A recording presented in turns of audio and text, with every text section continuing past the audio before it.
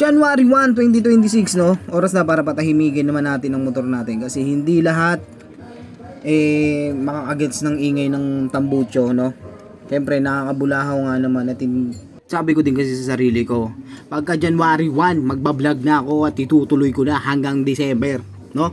Straight ko na to, baka mag daily vlog na ako, hindi ko alam kung mga, alam mo yon yung makakapulutan yung aral kahit imposible, no? Kung na may makukuha kayong aral talaga sa akin.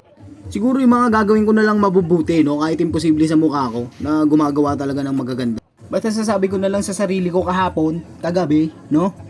Aayusin ko to buong taon. Ayoko naman sabihin akin tong taon, masyado na akong makasarili yan. Hati-hati tayo syempre. Promise, gagawin ko makabuluhan tong taon. Taon ko. At para sa inyo, sana maganda ang pagpasok ng taon nyo, no?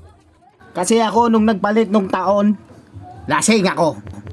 Sobrang gaan ng 2025 ko, no? Sana mas magaan pa ngayong 2026. Alam mo yon, sisipagan ko palalo kahit alam mong masakit pa talaga ulo ko. Matutulog muna ako. Maraming salamat.